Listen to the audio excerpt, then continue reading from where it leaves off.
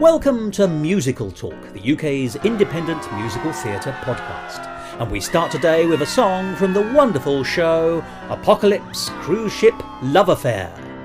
Apocalypse Cruise Ship Love Affair. Powder your nose and quaff your hair. For the doomsday gloom prepare. Apocalypse Cruise Ship Love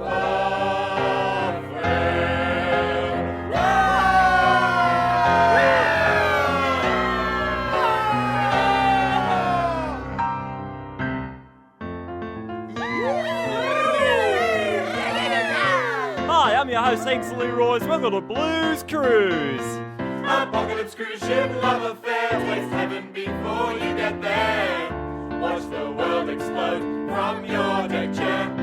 As you're consumed by fire, you'll be glad you jumped into our pool. But sad the man above us is so rough and cruel. And with your final breath, you'll say, what fun I had on holiday. Apocalypse Cruise Ship Love Affair. No lifeboats nor a de-stress flare. We're all fucked, so enjoy the sea air. As your eyes and skin melt off, feel thankful for the mini-golf. But still annoyed, the man above so cruel and rough. And with your final breath, you'll say, what fun I had on holiday. Who's ready for a key change? We've got cocktail bars, we got healthy lifestyle seminars, we got laser tag, cinemas and bowling. We've got singles night and free profiling ticks. We got plays and acrobatics. We got comedy and magics. So if you need something to do, it's all right here for you. On a blues cruise, you never lose and you're never feeling blue. Apocalypse Cruise Ship Love Affair. Prepare for your final prayer as you ascend up heaven's stair, or go down to Lucifer. Apocalypse Cruise Ship Love Affair. Fuck yeah! Hello, and welcome to another edition of Musical Talk. I'm Thos Ribbits, would-be friend to the stars, if only they'd reply to any of my begging letters. Well, today we're moving into a slightly different phase of Musical Talk's exploration of the Edinburgh Festival Fringe for this year. In the last few programmes, you've heard a hodgepodge of short interviews, snatches of songs, and essentially discussions on a medley of shows. But for the next few episodes, interspersed with other items I must say, including our 500th episode looming very shortly, we'll be looking at some of the other shows I saw in Edinburgh in greater depth, with episodes of this programme dedicated to one particular show. And we start that run with an investigation into the show I've already mentioned, the wonderfully titled Apocalypse Cruise Ship Love Affair, from the people who previously brought you Vampire Hospital Waiting Room. These people have a genuine knack for naming a show. They also have a genuine skill in putting on a marvellous show. Vampire Hospital Waiting Room was a cult hit at the Edinburgh Festival Fringe over 2 years, and I rather think that Apocalypse Cruise Ship Love Affair will be the same. So let's get down to business and listen to a conversation I had with two of the people involved with this wonderful show, Apocalypse Cruise Ship Love Affair. And they are Theo McCabe and Craig Methen. And a lovely couple of chaps they were as well, as you'll hear now.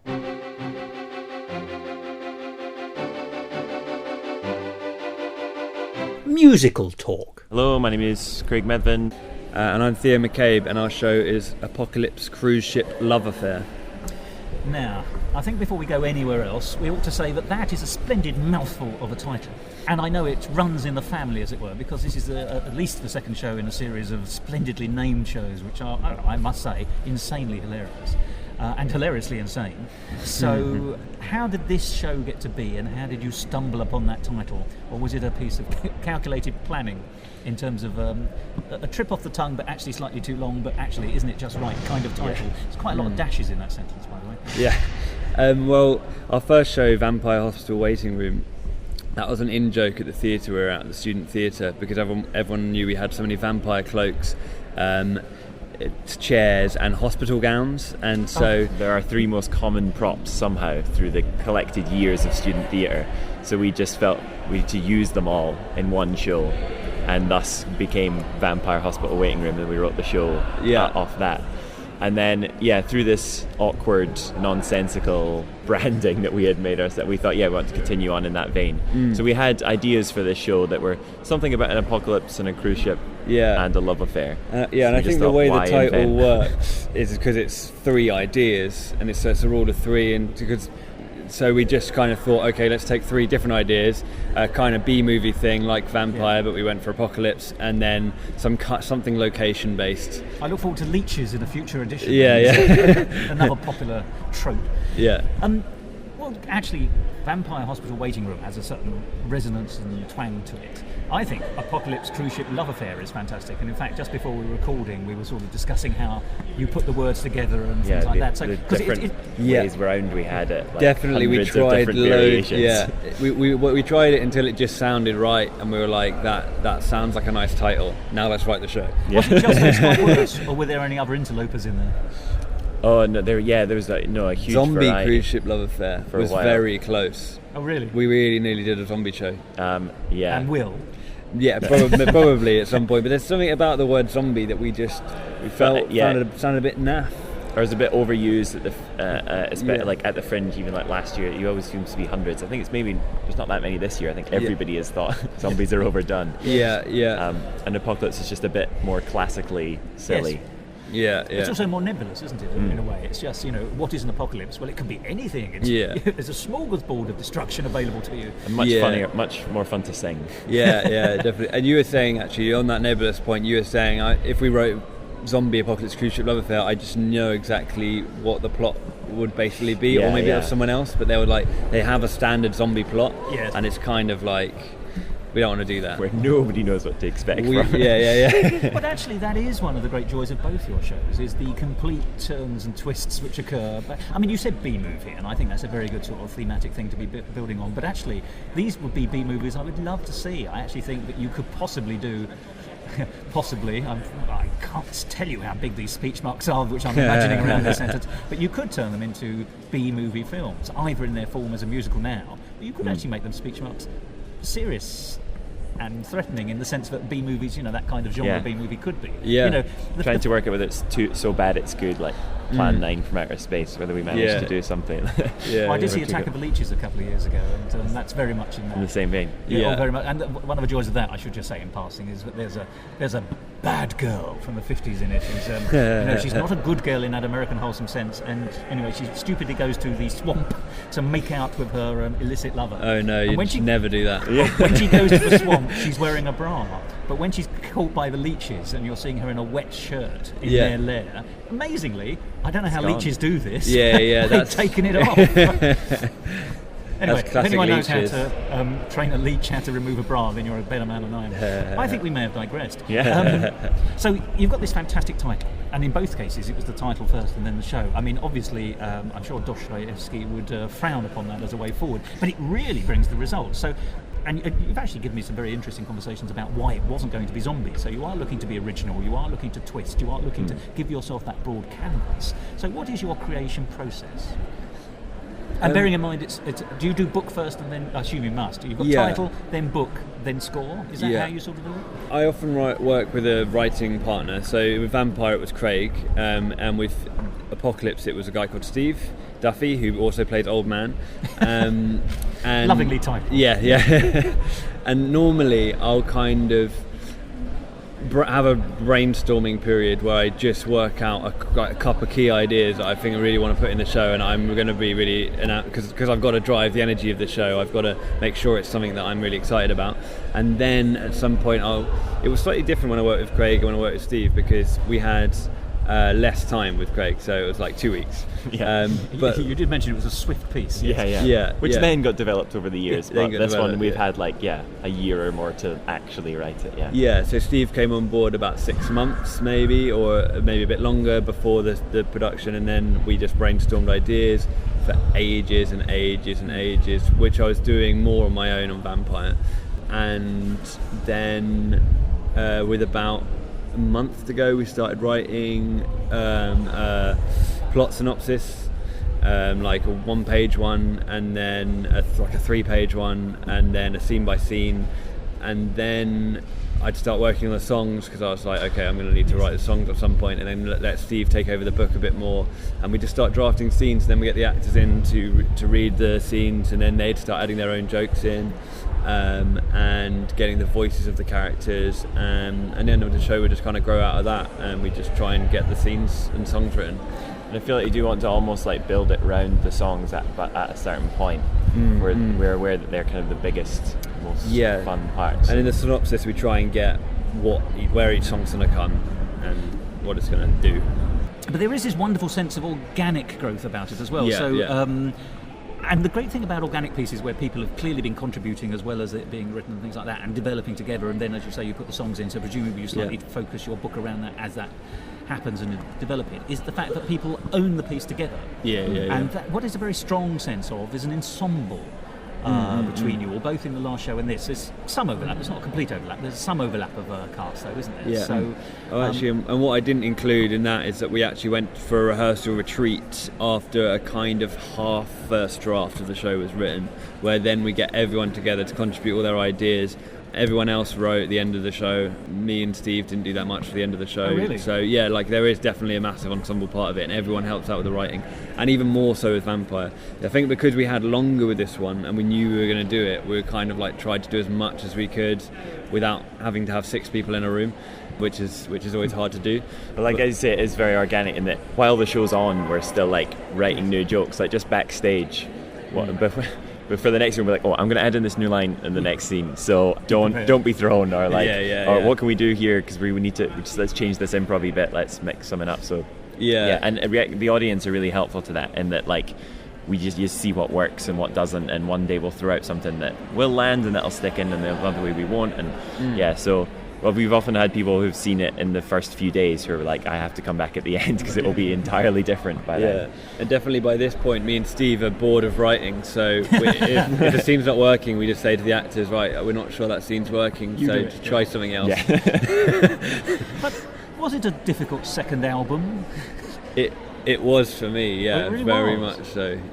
I think for the cast as well, because like Joe didn't want to be another Dr. Bloom. No. But we Which wrote was such a fundamental, he lived and breathed the part, didn't he? Yeah. Rather. Yeah, similarly, like when we were originally casting it and things, I was like, if I'm just the main love interest again, this would maybe not be too fun. And then I realised that I didn't have to be in a coma for this show. That I could stand up and move around. You're mostly vertical, in fact. Which is nice. So I was like, oh wait, no, this is much more fun when I can actually move a bit. Yeah. Although if I may say, I mean, there's a certain there's a flattering aspect to always being asked to play the principal romantic lead, isn't there? It's clearly the most handsome one in the show. Except I feel Fittles has usurped my role as romantic lead. Their love story has really come to the fore. People don't care about mine as much as we thought people would hate Fittles, but Will's too likeable. He's too sweet. Well, shall we briefly, because I feel that we probably ought to at least have a gentle stab at describing the plot of the story without giving anything away, and some of the characters for our listeners, because we will need to discuss how they mesh. Yeah. Do you want to have a go? Like us talk. Okay, and best of British luck, by the way. So we're on a blues cruise ship, and Captain Blue Fond lost his lover overboard 20 years ago, and is obsessed with getting her back through all manner of utter insanity. This is sort of Moby Dick and Flying Dutchman kind of stuff, isn't it? Yeah. So his newest idea is a little lighter, perhaps. Somewhat, yeah. His newest plan is to drive into these apocalyptic storms to somehow resurrect his lover, and his first mate Fittles, who is hopelessly in love with him, is just trying to keep him alive. We also have a cruise rep named Hanks Leroy's, also played by you, played by me, who is of an indeterminate accent. He falls in love instantly with a nun on board, and then is just love struck through the show. And we have a few elderly cruise ship hunters just there enjoying the chaos. Yeah. So and like a sentence, it's about a captain bringing back his lover by driving into an apocalyptic storm, and everyone else finding love on board at the end of the world. I think was the kind of 2-sentence or 1-sentence synopsis we tried to tie ourselves down to. Well, it works very well in that sense, and of course anyone listening will say that sounds absolutely ridiculous. And they'd be right. But that's the joy of it. I mean, it's the audience latch on. So the day I was there, it was a sellout. The audience loved it from first to last, as exactly they had with Vampire Hospital Waiting Room. You know, this is a sound show. It's not a weaker second show. I think it's as good as, or even better than, number one. It's certainly more assured, if I may say. I hope you won't mind me saying, because I'd like to talk about the score briefly. I think the songs are actually slightly stronger, in my view. There's forgive me, there's some really lovely conceits. The idea of Hanks, is it Hank or Hanks? Hanks, of course. Why would it not be? Hanks falls in love with a nun, and of course there's this it's very funny, but it's a wonderful song about falling in love with only 6 inches of face, because she's in full Wimple mode, isn't she? Yeah. That's a sentence I wasn't expecting to use this morning. But actually that's a really wonderful song. Oh, well, thanks. So, forgive me, how do you come up, where do you find the nexus points for the songs and some of the conceits behind them? Because actually writing a comic song is hard anyway. You've mentioned the rule of 3 as a concept, and obviously that works in many ways, but it doesn't suit all songs. And actually the score it maintains itself all the way through from beginning to last. There's no duff songs. That's not to say they were last year, but it just feels more accomplished. I'm not trying to damn the previous show, because I thought it was fantastic, although obviously the show with vampires in is damned. Give away some trade secrets, I hope you don't mind me saying this, but in the last year's show they were just all in the same key, because we wrote them all just like it very, very quickly, and then we realised that allowed us all to just layer them all one on top of each other to create a Les Mis-esque final epic that we just put. I mean, that wasn't why. But it just happened to be, way. and then we kept it like that way. Yeah, that's definitely one of the reasons why the songs are better, because they're not all in C. And however, they are all at sea. Doing comedy pointing. There was definitely a huge amount more of like actual musical work that went in. But also the songs are just, I think, better constructed. And it's been 4 years since I wrote the songs in Vampire. I wasn't even totally expecting to write songs for Vampire. I didn't really know what we were going to create. Like, we were going to be a play with a couple of songs or a full-on musical. But with this, I knew what we were doing, and I've been doing musical theatre writing workshops and stuff like that. So I've just had more time to, a bit more time to think about how to write a song. And 4 years on the clock makes a difference, doesn't it? Absolutely. It really does. And we all managed to bring a bit more of knowledge about what exactly we were doing, and having seen a few more at West End musicals, just this idea that the love at first sight songs are always absurd, because I saw one recently. I was just struck that they had only just seen each other doing absolutely nothing. I thought we have to make fun of how nonsensical it is. Sometimes accompanied by a ding, almost as the first note, and you think, oh come on, I know what we're getting here. So no, please, with my absolute blessing, go ahead and send those up. I mean, do you see it as a send-up score, as a pastiche score? Because obviously you use various styles, and with the best will, and I don't mean this in any way backhandedly, it's not Sondheim. No, absolutely. But it is very, very good. It's very accomplished. It's very funny as well. And forgive me, a sustained series of funny songs is a fairly hard thing to pull off. Well, I think there are definitely elements of pastiche in it. I wouldn't my knowledge of musical theatre isn't strong enough that I could really do a pastiche of different composers and stuff like that. But for the 6 Inches of Face, it's that's going to be a gospel song. So it's kind of what do gospel songs do? How can we work that in there? And then we just basically try and pick a genre or a feel and make a kind of genre a song in that vein, so that people can hear a style that they recognise and be like, oh yeah, okay, that's a kind of funk song. Latch onto that as a generality. Exactly.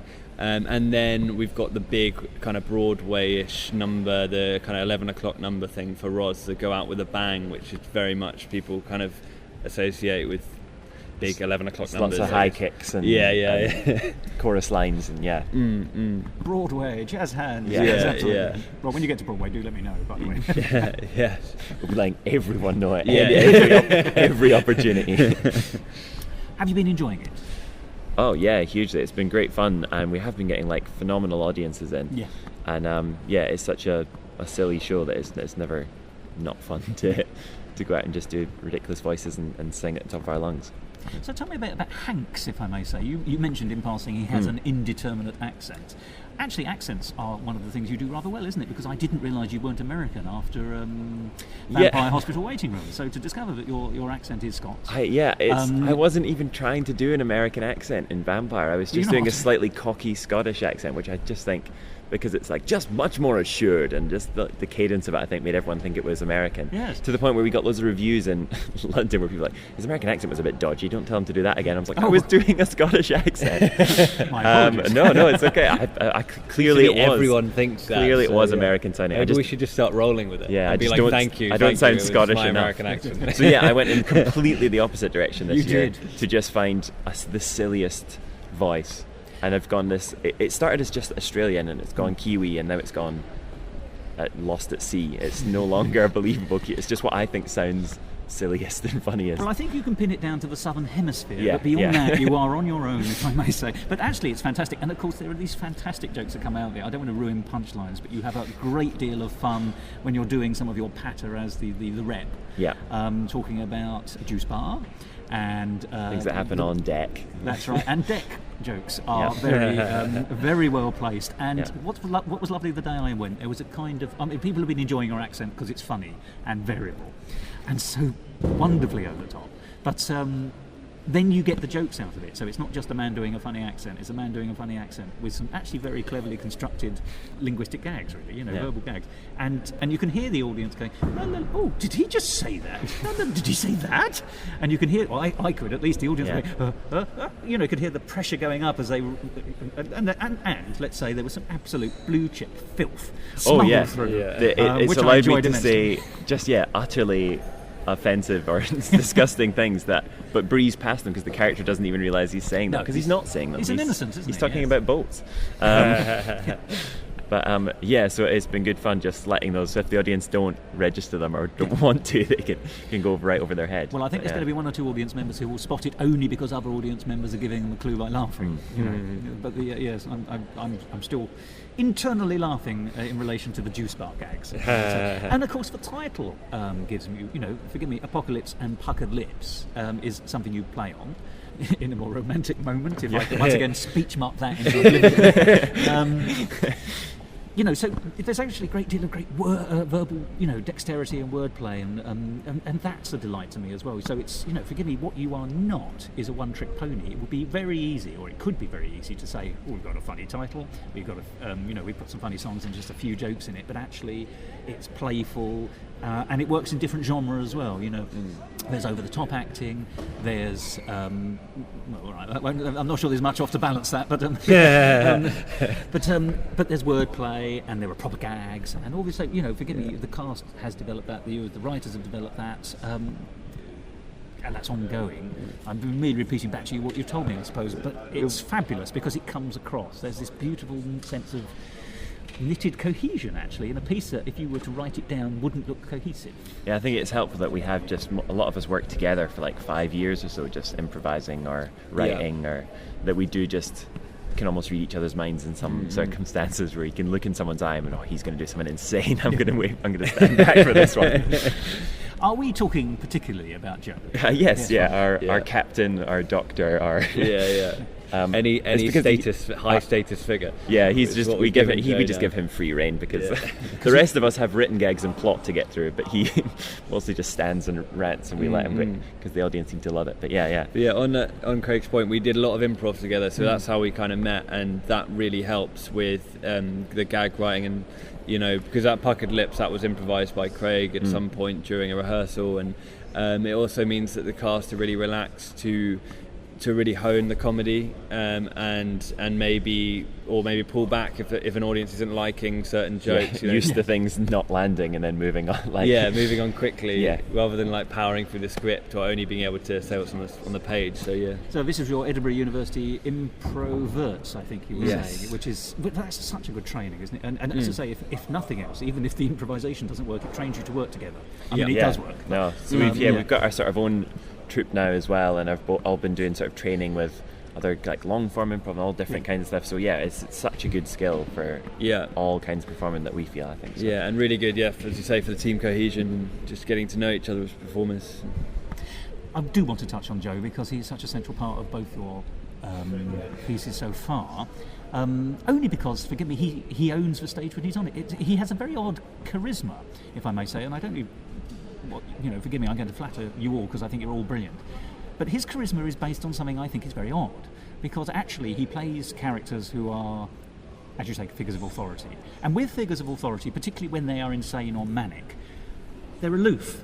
So his characters are all this very, I don't really care what the hoi polloi think, I don't care about my patients, I don't care about my passengers. So he's very aloof, he's one-track minded, he's clearly insane. Those are not the ingredients for charisma in any real person. How does a man go on stage, ignore everybody, or at least the character says, I couldn't give two hoots and go away, you bastard, basically, and everybody looks at him and goes, this man's amazing. Yeah. Well, that's quite a difficult dichotomy. Is he insane? Joe McArdle is not insane. Fully insane. Okay, so two divergent answers. Somewhere between the two lies the truth. I think... with Vampire, which was where we really found that kind of dichotomy and that whole thing, I tried to write this really insane Nicolas Cage kind of like character, because a lot of people love Nicolas Cage, maybe for similar reasons. Like he's when he's being crazy in his films, but you just find him so funny. And you're like, is he even acting in this film? Yeah, you want to understand where he's coming from almost. Like I feel like there's like an element, maybe not of pity, but of like tragic misunderstoodness to like I think the characters that we've been like. I feel that must be why people like them. They want to get to the bottom of why they are so insane. And they tend to have like an honest yearning for their utterly insane desire. Yeah, that is behind he's sincere, isn't he? Yeah. It's for love or he's so sincere. Yeah, but Joe has a brilliant ability to make those kind of crazy characters feel really real. Yeah, and when we did frighteningly so, I think would be the word. And when we did audition for Vampire, kind of he played it so straight, like straight in a way, but compared to other auditioners, he felt like a real person. So it wasn't a stand-up, it wasn't knowing. It was I am sincere in this madness. Is that what you're saying? No, it was definitely was a send-up. Oh right. But it was, I don't know, it's hard to describe. Because they're like, I want to be a vampire thing is like easy to just throw away as a comedy idea, but to honestly, emotionally... I want to be a vampire, but when he did it, he sounded like a scary man who wanted to be a vampire. Who's deep in his heart, believed and wanted. Unhinged. Unhinged, genuinely seemed unhinged. But honestly emotional, which people connect to, I think. But absolutely insane again. I can't get away from that. But he also has some fantastic wordplay as well. There's always stuff, the words he can't say in his current character as the captain. I mean, he can't say paraphrase, can he? Paraphrase. And then he'll say to the audience, I can't say that. Yeah, that was totally improvised by Joe again. And do any of these things come back? Or was that just the one day I saw it? No. So he started paraphrasing, as he put it, and then it just very much fit the character that he only knows how to paraphrase. Yeah. So that's just stuck in. And then there was another word that he started not being able to say as well, anniversary. Yeah. So it became like a running joke. It's every day. And it's working well. Yeah, like I say, it becomes a completely different beast by the end, where we just add in lots of different things. Yeah. Especially Will and Joe. Will and Joe Fittles and Captain Buffon.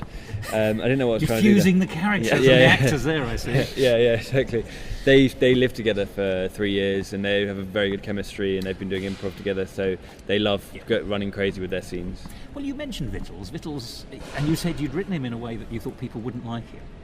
And yet, and I think that is actually a misunderstanding of the character, because he's very hard put upon, isn't he? He is in love with the captain. Yeah, he was originally like the very like officious, like snooty kind of first mate, or like, you know, making sure nobody was having fun, and he still does that occasionally, but now he's in ridiculous tiny short shorts and a little sailor hat, and it's hard to not, and is more hopelessly in love than we'd originally. Well, hopelessly is the word, actually, because I think the reason the audience like him partly is because not only is he funny, but he's pathetic, and also that his pathetic nature has been clocked by the captain, even though the captain is sort of one track on his love. Every now and then, you know, he'll throw a crumb, perhaps, deliberately, and then Vittles will move forward as though, well, he does and then literally. He will set fire to the crumb. So just he'll sort of try and lap it up, and you go, "I'm not talking to you," kind of thing. It is fantastic, because it's forgive me, it's the comedy of cruelty as well, isn't it? And that goes a long way.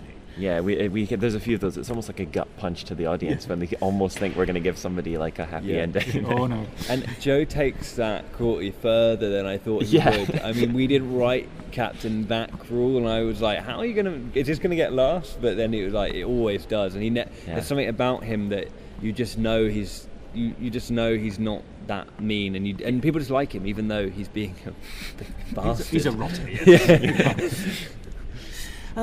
Can we briefly, if you don't mind, I don't want to go back to past glories, but I'd just like to talk about the trajectory of success for Vampire Hospital Waiting Room, because it was a complete success. Before we were recording, I was just saying to Craig that I caught it last year in that marvellously gothic churchy building that you were in, and I was waiting in the queue, and as it's Edinburgh, you talk to the people in the queue with you. You normally start the conversation with, "Pardon me, is this the queue for?" Anyway, I got talking to this lovely Australian young lady who was so delighted by your show. She told me that she had come all the way from Australia to Edinburgh for the Fringe to see Vampire Hospital Waiting Room. That was the reason she had traversed the world. Bizarre. Amazing, but... So, well, that says several things, doesn't it? First of all, a success. It also says reputation. Yeah. So, obviously, the new show is the new show, and it's fantastic, and I hope it goes to a lot of places. But I would just like to touch on the old show, because it is, if you like, the bedrock of your careers and reputation in some ways.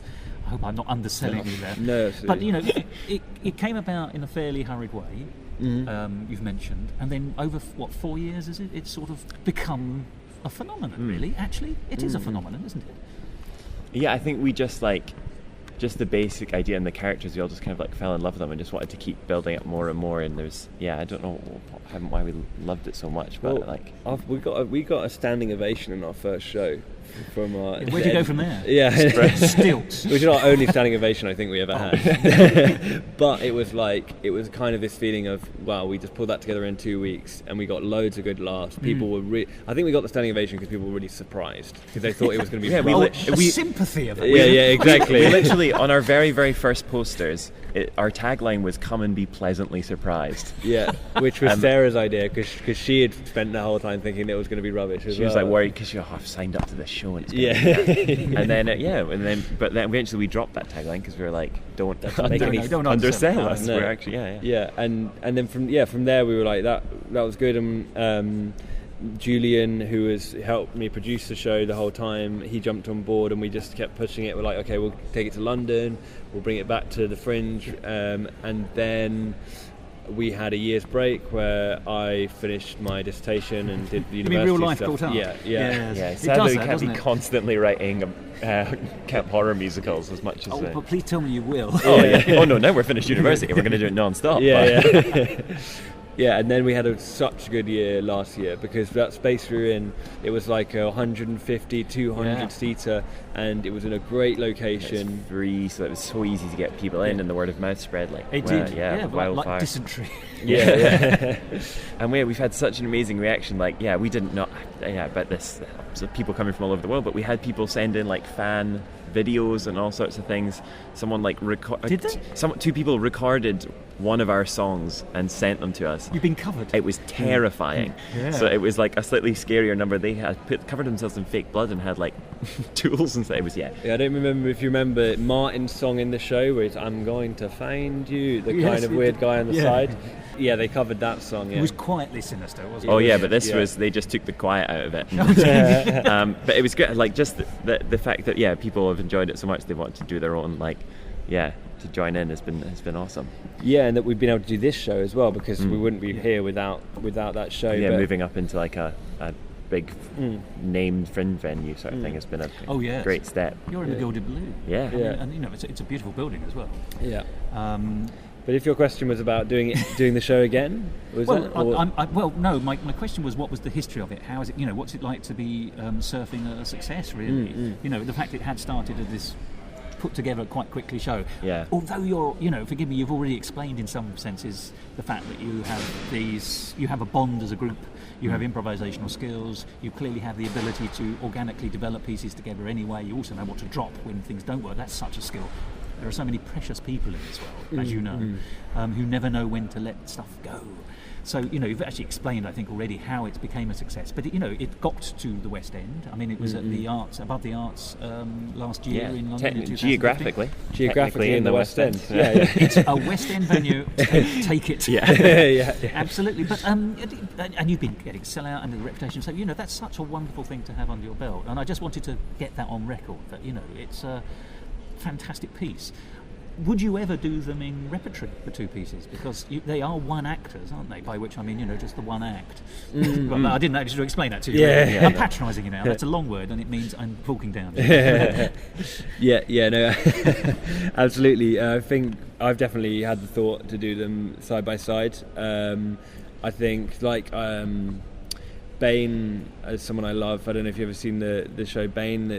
He came here for 6 years. He's a one-man theatre show. One-man action movie. And he's got like a Bane 1, Bane 2, Bane 3, Bane 4, and he sometimes does runs where he'll do his latest one throughout the week, and then his older ones on the weekends. People can catch up. To do it, yeah, something like that, or as you say, just back to back would be cool. Because there's still a clamouring to see Vampire, isn't there? People must still want to see it and contact you. I think so. Yeah. I think we probably would still want. Well, we definitely would still love to do it again. We did try and see if we could just remember all the lines a bit, like in backstage the other day, and we were just like, we could easily just put this back on. Maybe one day we'll just go on and do Vampire. It's now just inbuilt into. I've done it so much. You know, it would be great fun, and there's loads of great jokes in there that we miss doing. And it would be really fun to go back to it, having written this, because this was such a good learning experience in terms of having to do it again. Whereas Vampire was like, whoa, what are we doing? This has turned out really well. But well, you didn't say that on stage, so that's a So it'll be really fun to go back to that. But also looking forward to doing new stuff and writing a new musical. Yeah. And one must always go forward. Question about Vampire though, before we move back to Apocalypse. Which is, has anyone asked if they can do it? And do you think they would, how successful would somebody else's company be putting on Vampire? Because it's quite, you are so connected to your parts, they are. As you say, you remember them, but there's a slice of those characters in you, isn't there? Absolutely. I think Dr. Bloom will be the hardest character to get right. The show rests on his and also on Joe's improvisational ability. There is a part in the show which literally is improvised every single night. I got that. Yeah.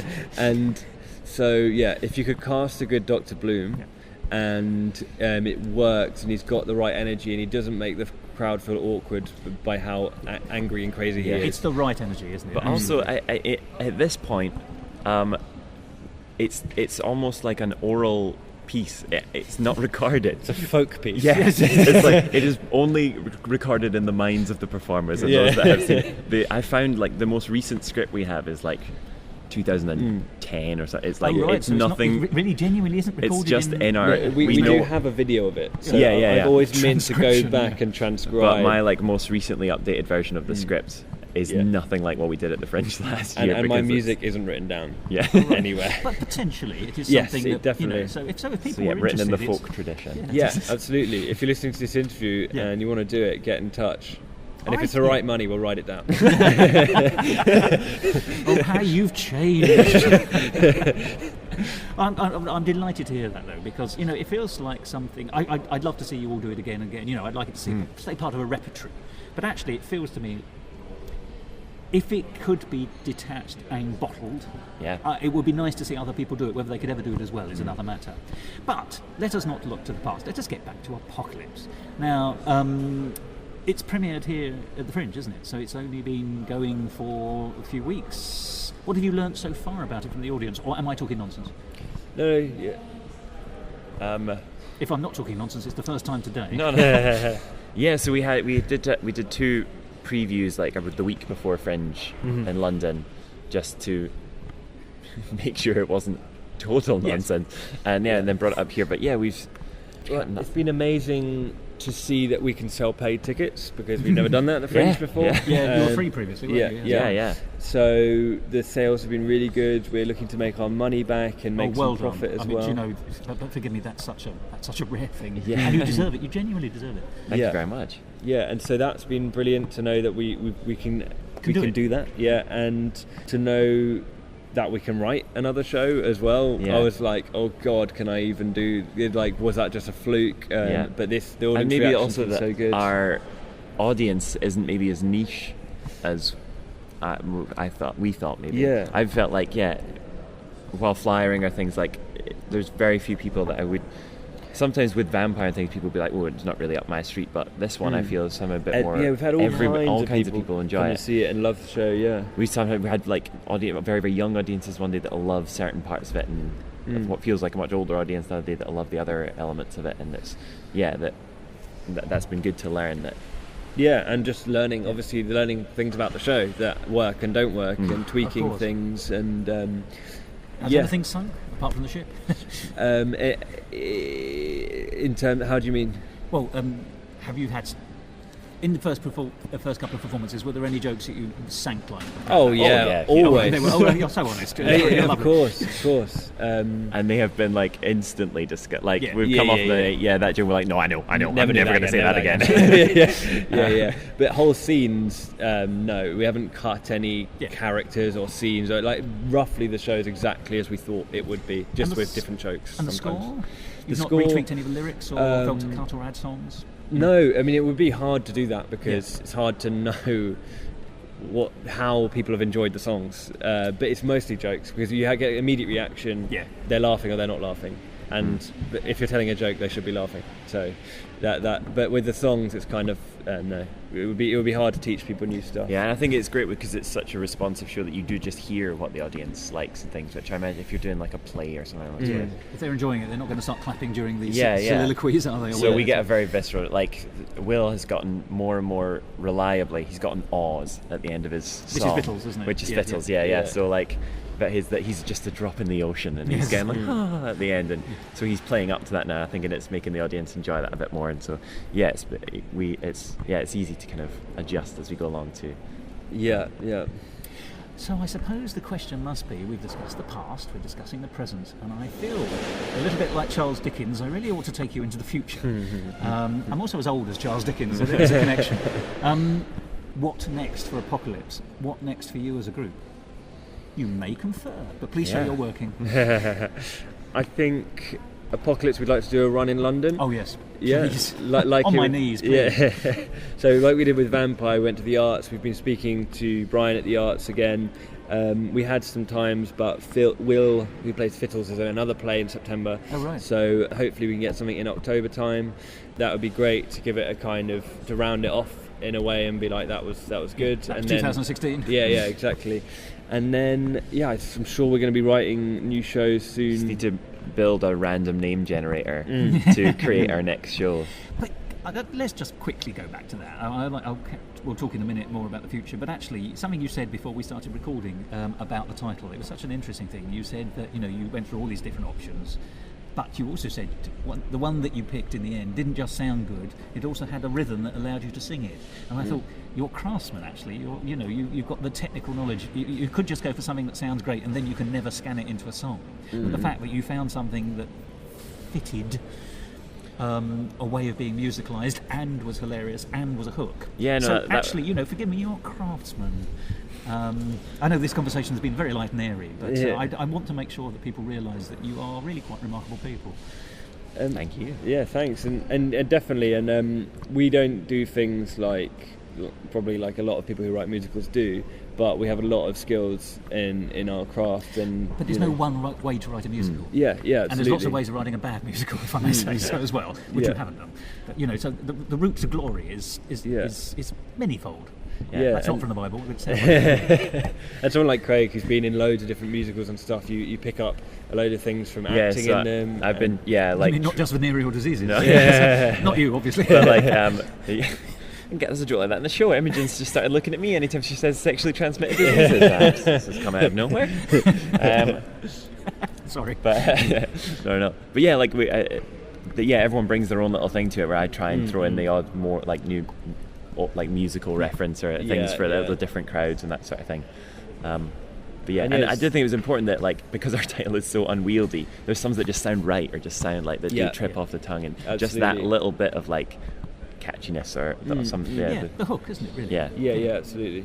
Like an anchor, really. So there are plans, or at least you would like to continue this. You'd like to write more if you could, as a group.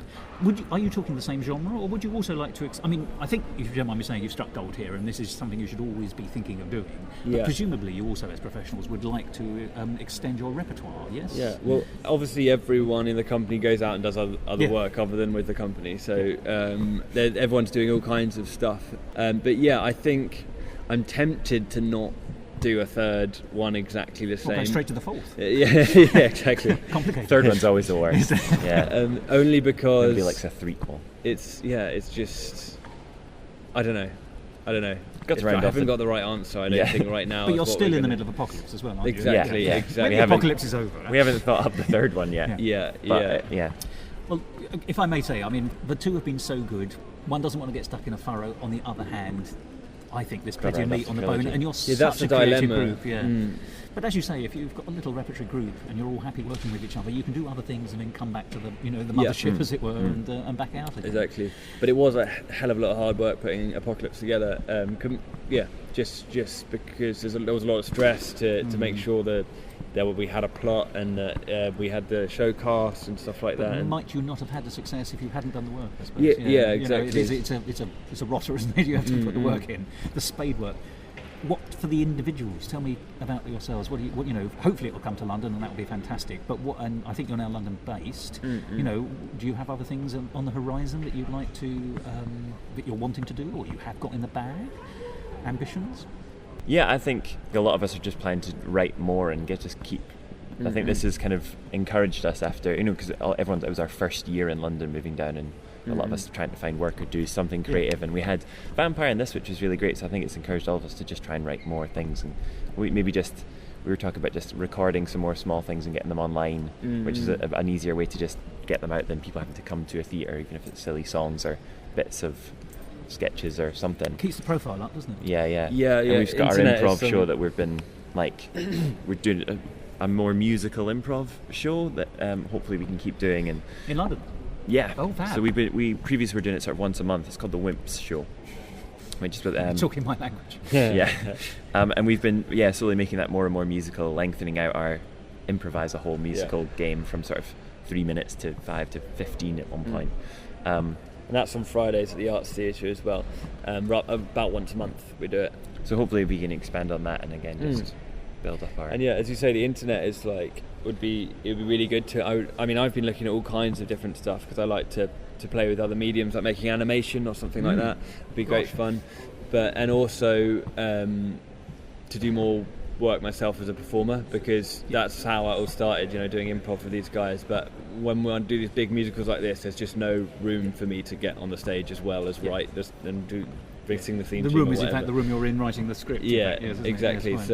So I'm kind of looking down those alleys as well. But it's Damn the curse of versatility, you see. Isn't it? So let us talk nuts and bolts. You're up here in Edinburgh for the Fringe. How can people see you at the Fringe? And give us some email contact, some online contact details as well. Where are you at the Fringe, first of all? Let's do the easy stuff. So we're at Gilded Balloon, and we're on at 1:30 every day for the rest of the Fringe. You can find us on Facebook on facebook.com/beachcomet, which is the name of our company. You can also find us on Twitter @beachcomet, and we're constantly posting updates on there. So those are the best places to go. And our album is on of Apocalypse, and also about Vampire, probably, or on Bandcamp. Mm-hmm. Yeah, and you can find details there on the Facebook, or you can search in Apocalypse Cruise Ship Love Affair Bandcamp, if you can be bothered to type that all out. We've had to plenty of times. Yeah. It's a long one. Yeah. In fact, if you type that in, you win a Pulitzer Prize. Yeah. Just for length, if nothing else.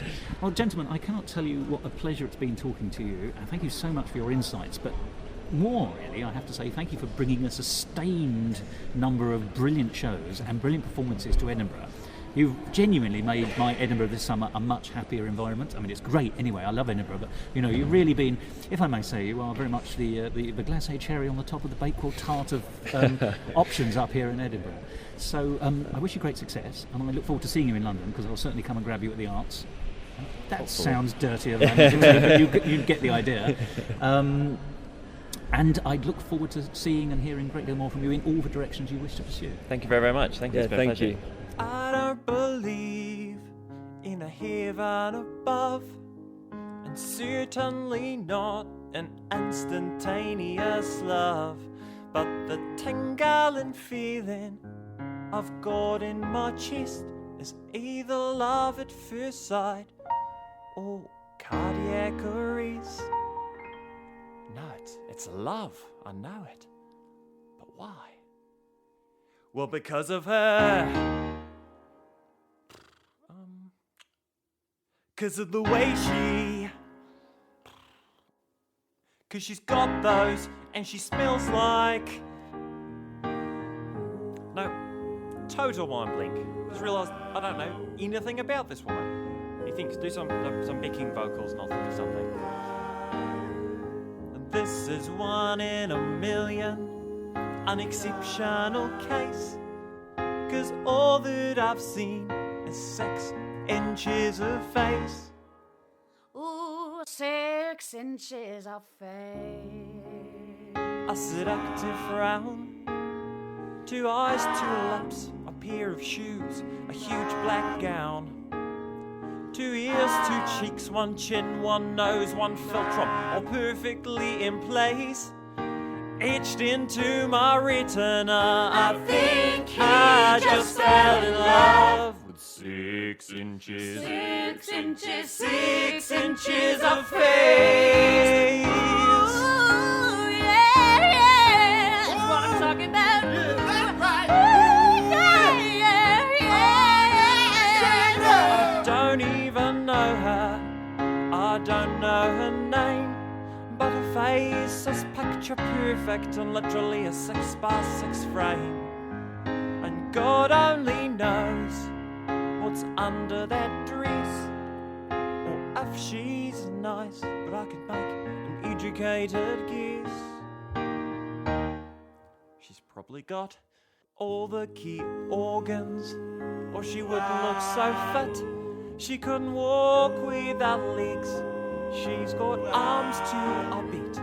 And if she's got 2 legs, then she must have a bum. And if she wasn't a really, really, really nice person, then she wouldn't be a nun. 6 inches, 6 inches, 6 inches of face.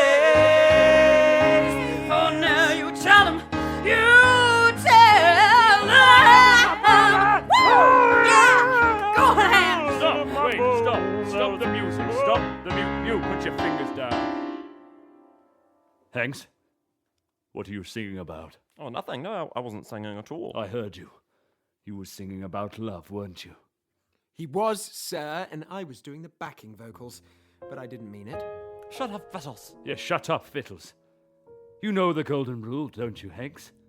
Yes, sir. No falling in love with passengers. Ever. Oh, but Kipton, she's so Well, nice. Kipton, she's so nice. Where are you even from, man? You don't know, do you? Enough singing. Everyone out of here. Vittles, let's leave. Yes, sir.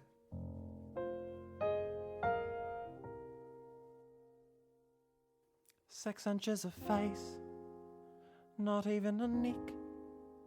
Now I believe there's an angel on deck, struck by Cupid's bow. I'm truly hypnotized. She hit me at hello, but the metaphorical hello that her face said to my eyes. 6 inches of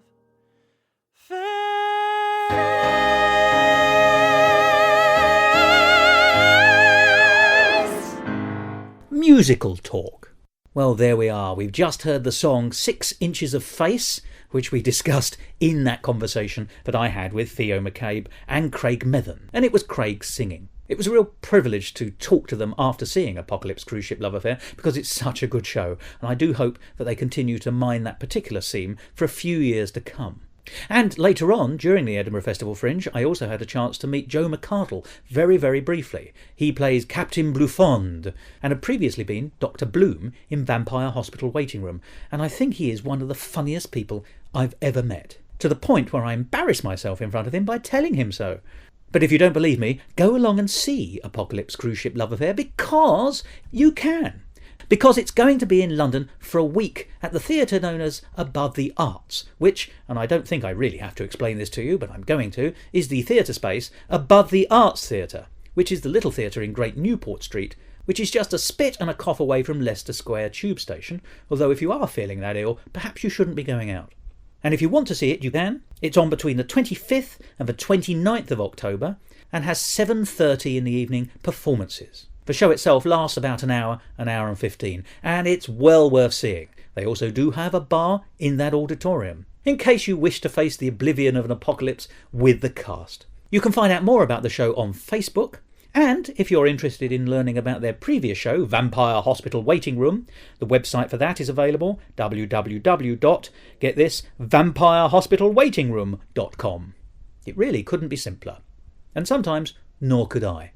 So, perhaps I'll see you in the audience at Apocalypse, because I am, of course, going to go again. It was that enjoyable. A 5-star show, insanely marvellous, and marvellously insane. As I said. And don't forget, there's also a chance to go along to see Royal Vauxhall, the rather wonderful show that I enjoyed in Edinburgh about Princess Diana, Kenny Everett, and Freddie Mercury going in disguise to a gay pub, the Vauxhall Tavern, which is rather splendidly where you can now see the show because it has 4 performances left in London this year, on the 26th of October and also the 16th, 23rd and 24th of November, with performances starting at 8 o'clock. Go to the Royal Vauxhall Tavern website for more details. So, a couple of items there for your shopping list. I'm off now to book my tickets for both, so that must mean it's the end of the programme. And, it is. So, to prove it, I'm going to say that word. Goodbye.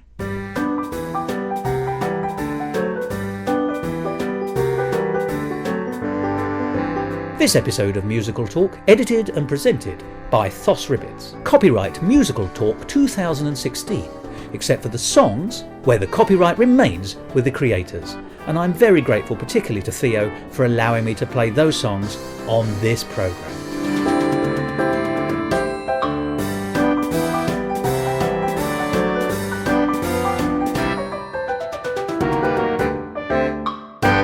To find out more about the world of Musical Talk and listen to past episodes, go along to our brand new website, musicaltalkpodcast.weebly.com, or subscribe to us on iTunes, and follow us on Facebook and on Twitter.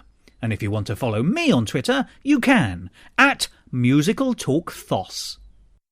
I'm now recording, and before you arrived I said that I do this as live, but I do edit, so if, we're chatting away and you suddenly realise you've libelled your family and your cast and you've inadvertently revealed a personal secret about yourself which has hitherto remained unexpressed, then just say, can we roll back, and I'll take that bit out for later blackmail purposes. Is that all right? Cool, yes, that's good. What I'd like to do as well, I'm going to ask you both to come in a little bit, if that's okay, just because it's quite a broad table, this, isn't it, actually? Mm-hmm. Give me a couple of levels each, one by one, and then once we've got the levels right, we'll start, if that's okay. It's just a conversation. It will take it can take anything from 15, 20 minutes to 40 minutes, whatever it is. So how interesting we are. Yeah. Or how dull I am. Don't it takes 3 to tango, very badly.